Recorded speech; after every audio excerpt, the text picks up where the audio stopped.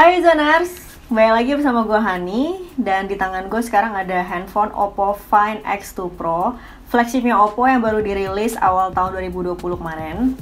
Dan kali ini sebenarnya gue nggak ada niat untuk ngomongin handphonenya, karena memang udah pernah dibahas juga. Tapi kali ini gue khusus akan membahas tentang sistem operasi Oppo yang dikustomisasi sendiri, yaitu ColorOS 11. Nah, handphone ini itu jadi salah satu handphone pertama yang kedapatan ColorOS 11.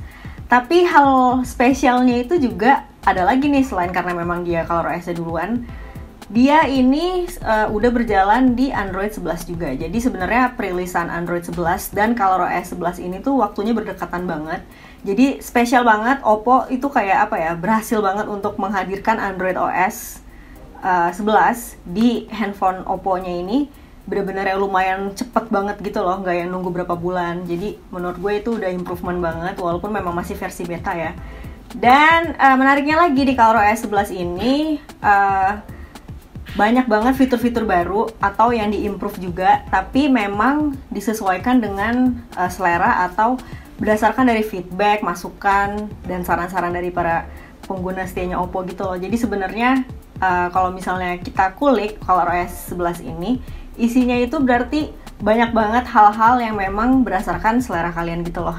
Jadi bagi yang penasaran, kita langsung oprek aja. Kebetulan gue juga udah pakai ini beberapa hari, udah semingguan lah ya. Jadi let's find out.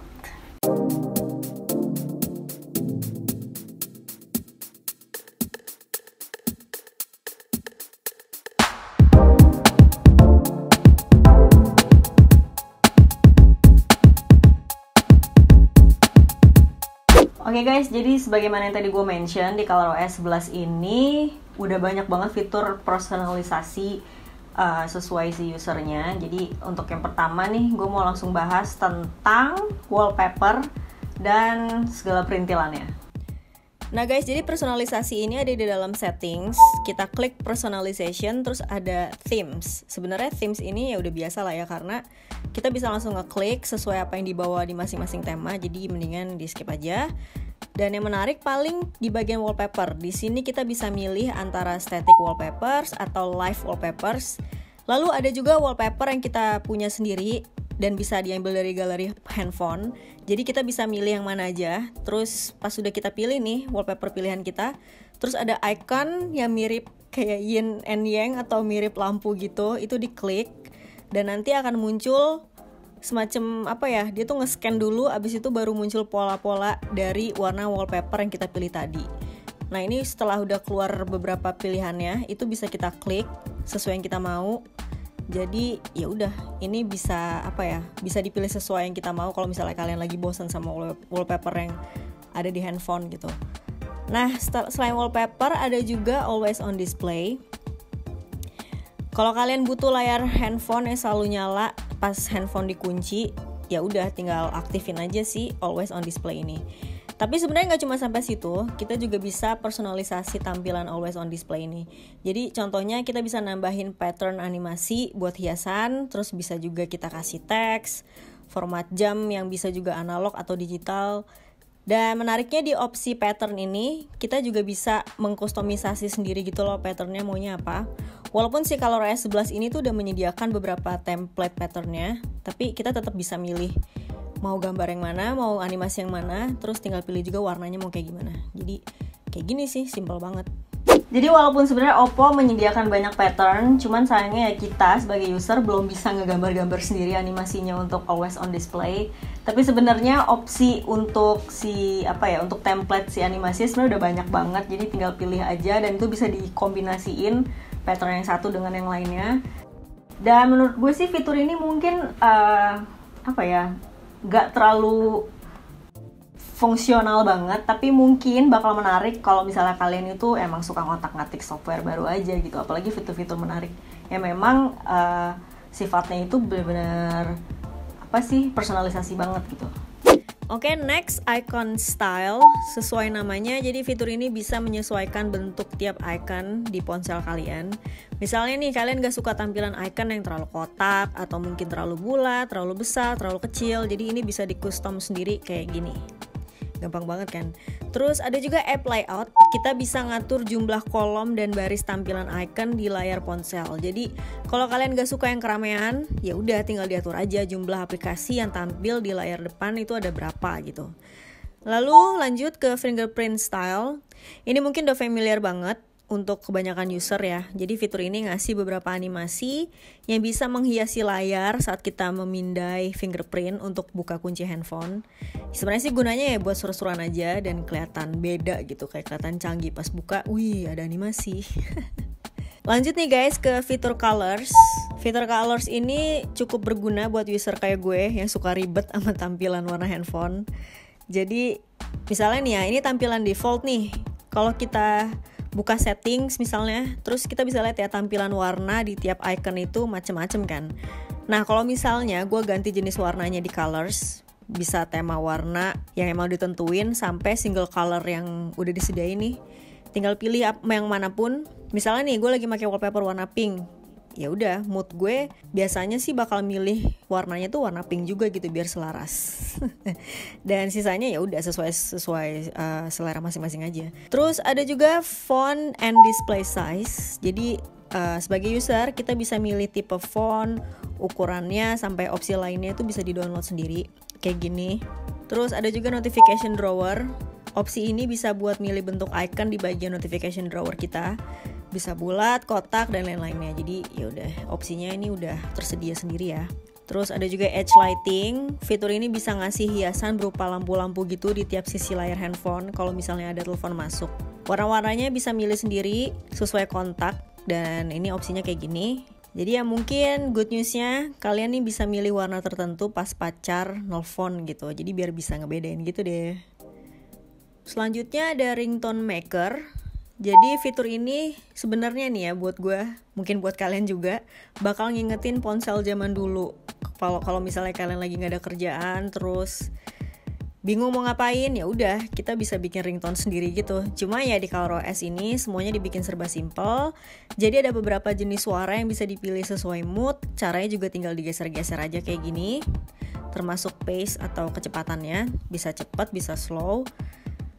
Kalau udah selesai dibikin, tinggal klik generate untuk di save gitu ringtone-nya. Dan menurut gue sih fitur ini ya lumayan lah buat seru-seruan. Kalau misalnya kalian kebetulan lagi penasaran banget untuk ngotak-ngatik fitur software ini, dan ya udah menurut gue sih ini buat iseng-iseng aja.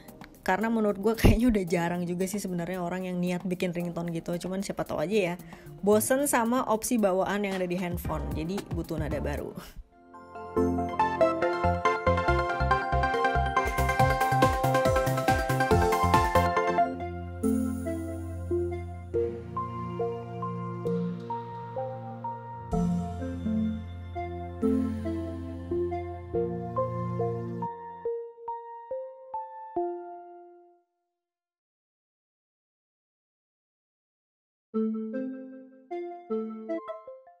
Oke guys, beralih settings yang lain di luar personalisasi ya. Jadi kita bisa lihat di sini ada fitur dark mode yang sebenarnya nggak baru sama sekali di Android. Cuman di sini baru juga nih di ColorOS 11, dan menurut gue ini berguna banget buat gue yang butuh ketenangan dan kenyamanan mata tiap pakai handphone. Jadi menurut gue ColorOS 11 ini baik banget, kayak pengertian gitu loh, karena di dark mode ini bisa ditemukan beberapa macam skema warna. Jadi untuk buka dark mode ini biasa ya, tinggal buka settings, display and brightness. Nah di sini kalau kita ngeklik yang dark, terus bisa kelihatan ya ada 3 macam skema atau shade warna dari dark mode ini sendiri, dari yang paling gelap sampai ke warna yang keabu-abuan gitu. Ini bisa dipilih sesuai selera, sesuai kebutuhan kalian. Dan berhubung gue suka sakit mata kalau misalnya warnanya tuh terlalu yang kelam banget gitu kayak masa lalu ya. Jadi gue selalu prefer yang medium, dan kadang-kadang juga suka yang gentle sih. Lalu ada fitur berfaedah lainnya namanya 3 Finger Translate. Jadi fitur ini bisa menerjemahkan tulisan dari gambar dengan bahasa asing. Jadi awalnya fitur ini cuma bisa nge-save hasil screenshot aja, tapi sekarang itu bisa langsung menerjemahkan berkat integrasi Google Lens. Caranya praktis banget sebenarnya. Jadi misalnya nih kalian lagi browsing di halaman yang bahasa asing, terus kalian penasaran ini maksudnya apa, Terus ya udah tinggal screenshot aja pakai 3 jari. Caranya itu tinggal ditekan agak lama, lalu di swipe ke bawah gitu. Nanti akan muncul opsi translate di bawah kayak gini. Habis itu diklik aja translate-nya, terus nanti langsung keluar hasil terjemahannya. Simple banget gak sih? Dan menurut gue ini useful banget.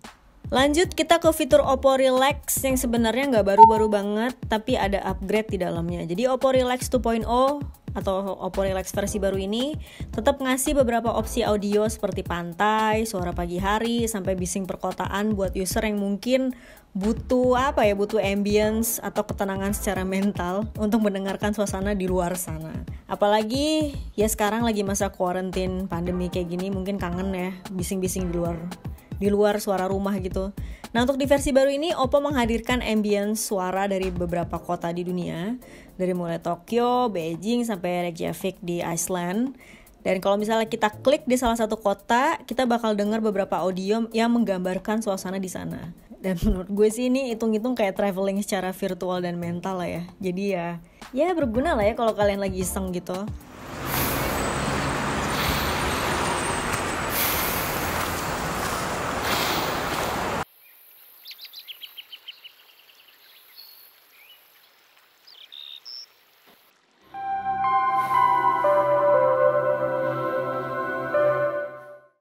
Dan untuk sisanya beberapa fitur lainnya yang menurut gue useful banget untuk pengguna itu paling dari fitur baterai ya. Ada namanya Super Power Saving Mode.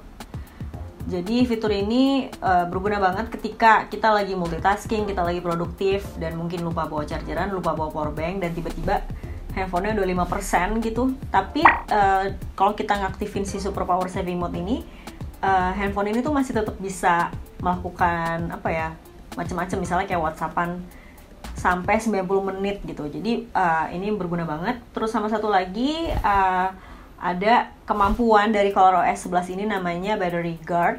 Jadi fungsi itu bisa buat menangkal kebiasaan kita yang suka ngecas tanpa waktu gitu loh, kayak ditinggal semalaman. Jadi misalnya nih, gue ngecas pas mau tidur kayak jam 11 malam gitu, terus gue nyolok dan nggak tahu kan sama sekali 100%-nya tuh pas jam berapa, pas bangun-bangun tiba-tiba udah 100% aja.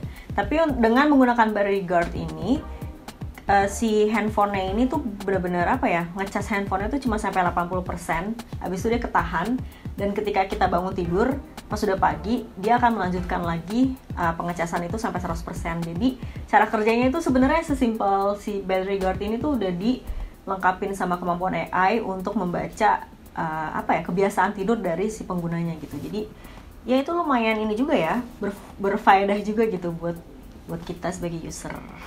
So that's it everyone, semoga video ini berfaedah khususnya kalian yang mungkin penasaran banget sama ColorOS 11 itu kayak apa. Dan intinya sih OS kustomisasi dari Oppo ini isinya benar-benar sesuai apapun yang kalian pengenin, karena memang hasil feedback, saran dan masukan itu juga sebagian besar memang berasal dari user-user di Indonesia gitu. Jadi itu tadi hal-hal yang sebenarnya diinginkan oleh para user Oppo. Menurut kalian gimana? Kalau kalian punya komentar atau masukan lainnya, silakan tulis di kolom komentar di bawah.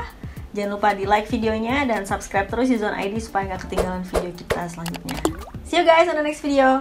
Stay healthy dan bye.